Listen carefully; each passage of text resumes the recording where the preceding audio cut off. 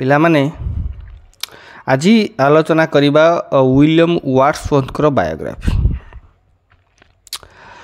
तो इंग्लैंड रो lake district रो ककर mouth गोटे सिटी अच्छी से सहर रे गोटे आईनजीवी परिवार रे 1770 मसीहा एप्रिल 7 तारिख रे विलियम वर्ड्सवर्थ जन्म। 8 वर्ष बयस रे ताको माँ मरी जाती एवं 13 वर्ष बेलू ताको बापा मध्य मरी जाती। पैतृक संपत्ति जो अल्प संपत्ति जहाँ किसी थिला आउ कि ताको आत्मसात करिकी नहीं जाए। तेणु निजर जो बंधु बांधव सहायता रे से हक्सहेड स्कूल रे पढ़िबार सुजोग पाती। यही जो हक्सहेड स्कूलटी ह्रद कूल एवं तार चारि पाख प्राकृतिक शोभार परिपूर्ण। तेणु वर्ड्सवर्थ जो प्रिल्यूड जो मु पढ़ी चैनल अच्छी ए पढ़ले तुम जापर यही दिन जो रोमांचकर अनुभूति। खरा दिने से पहरिबा सूर्य किरण को उपभोग करवा बण जंगल रे बुलिबा डंगारे जल क्रीड़ा करवा एहीपरी से केतेक पिलादिनर स्मृति ये से द प्रिल्यूड रे से कहिसंती चैनल रे अछि तुम जाकि पढ़ी जापर। एवं एकुटिया रहिबा बुलिबारे तांकर आनंद प्रकृति कोल रे से केबे किंतु एकुटिया अनुभव करती नहीं। 1787 रे वर्ड्सवर्थ कैम्ब्रिज विश्वविद्यालय को आसती। पाठरे मन न थाए, साधारण छात्र परीक्षा प्रस्तुति करने परिवर्ते स्कूल छुट्टी हेले बण पहाड़ रे बुलिबा से पसंद करती। कैम्ब्रिज रु ग्रेजुएट होई बाहरला बेलू तांका जीवनर सेमती किसी निर्दिष्ट लक्ष्य न थाए। हाथ में पैसा भी नहीं। वकिलातीर जो मिछ बेपार करने तो तांका पक्षे संभव नुहे। धर्मजाजक हेबार अभिलाष थिले भी निजको से प्रश्न करते से काम पाई योग्य तो सेठू कौन कले सैन्य होगी देश सेवा करने को मन बले।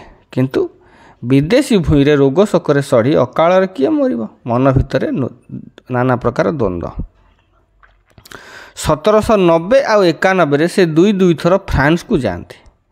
फ्रांस जो विप्लवी गोष्ठी सह जोग दियंती। जो फरासी विप्लव फ्रेंच रिवोल्यूशन को एकदा स्वागत करथिले मध्य यार लोमहर्षणकाली परिणाम ता जो हत्या रक्तपात ए विप्लव उपरू तांकर आस्था तुटी जाए। यह फल से विप्लववादी जो कवि पीबी शेली और बायरन द्वारा समालोचित हुअन्ति सत, किंतु मूलरू फ्रेंच रिवोल्यूशन विरोधी कवि स्कॉट को सहित तांकर बंधुता स्थापित हुए। फ्रांस रु फेरी तांकर जो भौणी सान भौणी डरोथी जहाँ मु +2 क्लास रे पढ़ी डैफोडिल्स कही तांकर सहित से डोरसेट रे बसवास करती। एसटी कॉलेरिज सह देखा पर समरसेट शायर रे क्विंटक हॉल को सेठकी जाती। सेठी कोलोरिज सहित से फ्रेंडशिप लाभ करती। उभय वर्ड्सवर्थ और एसटी कॉलेरिज सांग होई बुली बाहरती। यही बंधुत्व सृष्टि होता कौन मन रख बारंबार परीक्षार पर लिरिकल बालाड्स। केतेक क्षेत्र में आकस्मिक दुर्घटना तांको जीवनर गतिपथ नियंत्रण करिछि। तांकर जैनिक बंधु कार्ल भांडकर जक्ष्मा रोग रे मृत्यु घटे। कवि से छाड़ी जाइथिले 200 पाउंड और कविता लिखिबार अनुरोध। यह ही हेछि तांको जीवनर पाथेय। अन्य एक आकस्मिक घटना होछि टोरी दल रे जोग देवा। यह फल से उच्च सरकारी पदवी अधिष्ठित हुअन्ति एवं परे जोटा पोएट लाउरेट राजकविर गौरव आख्या मध्य पाती। शेष 50 वर्ष कवि निजर प्रिय माटी जो को लेक डिस्ट्रिक्ट रे बिताई अविराम गति रे लेखि चली नॉन स्टॉप। आद्य जीवन रे से कविता लेखि समालोचित होइथिले किंतु केबे आत्मविश्वास हराई नथिले। स्त्री मेरी और भौणी सहायता तांको प्रेरणा देइछि। शेषरे से समसामयिक इंग्लैंड रे श्रेष्ठ कवि भावे सम्मानित होइछन्ति एवं 1850 मसीह से मृत्युवरण करिछन्ति। पिला माने आज पई एतिकी पुणी देखा नेक्स्ट क्लास रे रहुछि। Have a good day.